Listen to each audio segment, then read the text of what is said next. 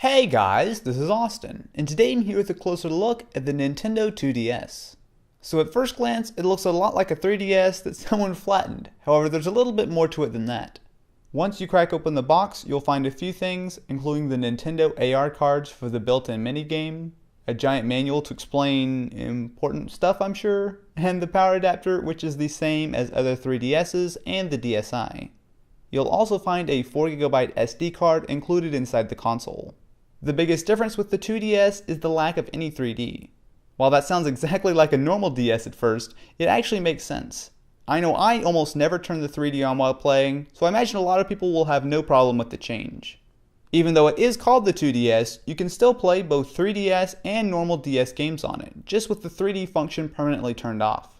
All of the software and games are exactly like on any other 3DS, including games that use the 3D cameras, which still work even though you can't actually see the 3D effect on the 2DS.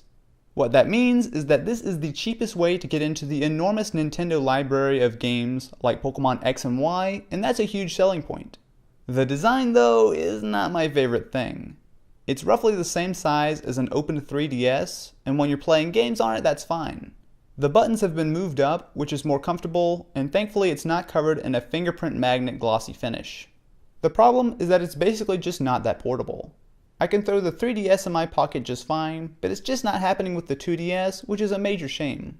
Nintendo does sell a carrying case, which is almost a necessity with the exposed screens, and with it I'd feel a lot safer throwing the 2DS in a bag, but that's still a big downside, especially if you're giving this to a kid. Speaking of kids, the 2DS is reasonably built, however all of the plastics feel very lightweight and not too reassuring. It's good because the handheld isn't all that heavy, however it's not the most sturdy thing in the world, so I wouldn't trust it to survive too many drops. Once you get into the game, the 2DS is actually really nice. It fits well in my average sized hands, and all of the controls line up right where they feel most comfortable.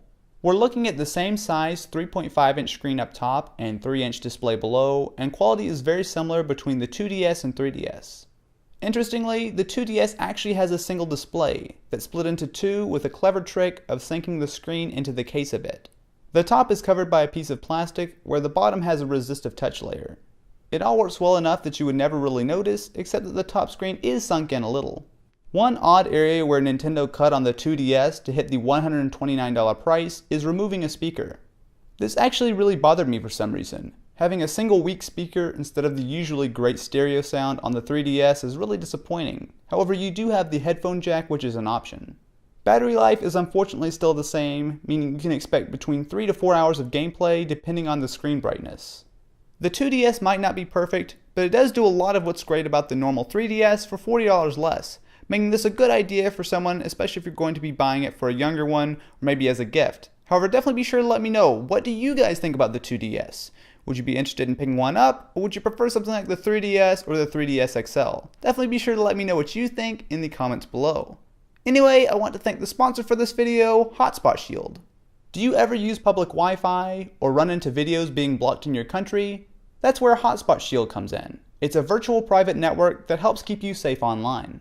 It allows you to surf the web anonymously with an encrypted tunnel between you and the internet, which is great for privacy as well as keeping you safe from malware and identity theft. With Hotspot Shield, you get a single universal account that works across all of your devices, including iOS, Android, as well as your Mac or Windows computer. If you want to keep your online browsing safe from prying eyes, you can check out Hotspot Shield and get 20% off with the promo code AustinEvans at the link in the description. Thank you so much for watching. If you enjoyed, definitely be sure to subscribe to the channel for lots more videos like this, and I will catch you guys next time.